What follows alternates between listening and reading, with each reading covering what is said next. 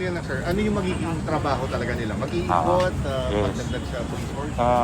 Ito yung ating mga enforcer sa traffic, no?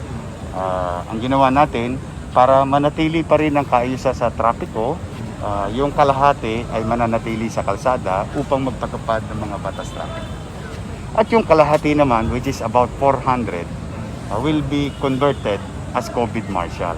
COVID Marshal, ano yung basic function nila? Para ma-augment yung ating mga uniform personnel. We adapted to civilian authority, no? Yung itong mga deputized civilian authority. Sila ay natuluan na about a week ago. They were oriented on a particular basic laws or ordinances in the city. In this case, like for example, wearing mask, social distancing. Now, ano ang gagawin nila araw-araw? Ang gagawin lang nila, makikisalamuha sila sa mga komunidad na parang ordinaryong tao in a plain clothes, reminding a particular sets of group of people like 3, 5, 10, or maybe those falling in line in a particular business establishment to practice physical distancing, wearing mask, at those people who are not allowed, maalala nila na merong COVID-19 marshal sa City of Manila na maaring magsaway, magpaalala. Ngayon, halimbawa naman dumating sa punto na nagkakulitan na, nagkatulonggisan na, then we will ask the Manila Police District to implement strictly by the book, by the letter, our existing law, which means you will be in jail, cases will be filed against you in violation of these existing laws. So, the point is, totoong pwede natin silang ipakulong o sentensya. Pero hindi pa rin ako sumusuko na gusto ko pa rin patuloy na maniwala na ang tao naiintindihan yung gravity ng sitwasyon. And the best and least thing that I can do is to adapt to the enforcement unit wherein to remind each and every one, continue reminder, hanggat kaya natin diplomasyahin, didiplomasyahin natin. Kaya yung extreme is that pag talagang walang pagkilala sa mga otoridad, then ipakikita natin yung higpit ng batas, which modesty aside, no, modesty aside. Nakita nyo naman, nanay, nakakasuhan, nakukulong. Maraming beses na dito yan. But I don't want to fill up my jail and the courtroom and City Hall, for that matter, na pila-pila ang tao dahil kailangan humarap sa piskalya. So, sa maliit naming kaparanan, ano pa ang pwede namin gawin para patuloy na magpaalala sa tao ng pag-iingat sa sarili? I-clear ko lang, itong mga marshals natin, magtatagal lang sila sa panahon ng MECQ o kahit hindi na tayo MECQ, mag-iikot pa rin sila. Okay. Posible silang magtagal. Depende kung ano ang magiging resulta ng kategorya ng Metro Manila o Siyudad ng Maynila, for that matter. No? Because they have also a job to do. The regular one is the continuous effort of our putting discipline in our streets, and that is their main and basic job. So maring for the meantime hanggang MECQ, but we will play it by ear, because kung magiging effective naman siya, why not until the end of this pandemic. But for the meantime, they are guided already. Tapos we will reassess ourselves after 2 weeks. How are we doing? Is it effective? Is it nakakatulong ba? Hindi man siya effective, pero nakakatulong ba? There's effectivity ng ibang enforcement group. May paligid pa ito mga ito? Wala. Talagang laway-laway to. Ano talaga to?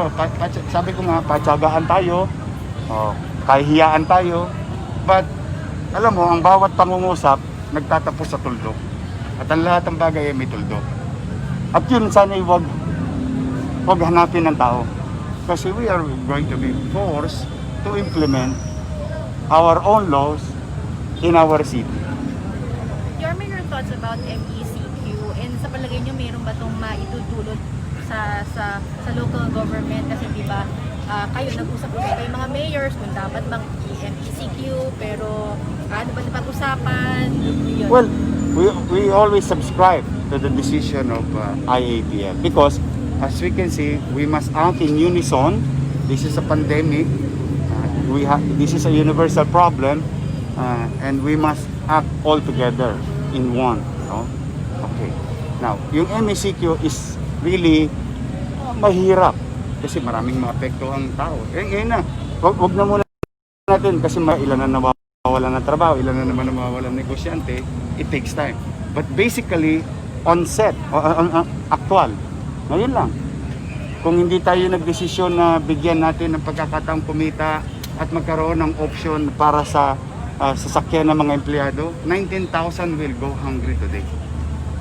And there is about a few thousand, which beyond my control, jeepney drivers. So today, wala na naman sila. So, alam mo yon, it's a balance between when you're trying to create a policy para in a pandemic like this, you really have to cross that ano tawag diyan, mag-balance, no? Ngayon, tinitingnan natin, may gobyerno, may pamamahala, pero may malasakit naman, may pangunawa sa kapwa. So at least I am relieved deep inside me, I mean, not for anything else. When I'm about to decide about that 19,000, I am relieved because I know for a fact that there will be an opportunity for those 19,000 family to have a decent meal, earn a decent living for them. Last question na lang ako. Sure. Last question lang, sorry. Yorme, kasi marami nagtatanong kahit nasa MECQ ba tayo, tuloy-tuloy pa rin itong drive-through testing natin, magiging walk-in. Tuloy. Do we have a requirement na quarantine pass like that po? I would assume bago sila pinalabas sa kanilang barangay, yung barangay nila pinatupad na yung batas. Tama ba? Kasi may katungkulan din naman ng barangay. So the assumption is that they are all clear to go here. Now, we need to test. We need to test the people. We need to secure the people. We have to give them peace of mind. And the only way to do it is through science. And there is an opportunity in the city of Manila. Salamat sa Diyos, we have a capability to properly identify sick and healthy person. At the very least, give them peace of mind. Ganyan lang naman ang kaya natin maibigay ngayon. Sabi ko nga kanina, and we were candid in saying, walang solusyon, walang sapat na solusyon. But we must be fluid with our action. We must innovate and adapt immediately. So, kami tuloy yan mga kababayan. We need to test. We need to trace. We need to isolate. No matter what, whether it is ECQ, MECQ, GCQ, or MGCQ. We have to test our people to feel certain level of security, confidence, and peace of mind sa ating mga mga. Liquor ban? Oh no, I will not do the liquor ban. Tuloy ang kasi unang-una, wala rin bibiling alak. Walang ayuda eh.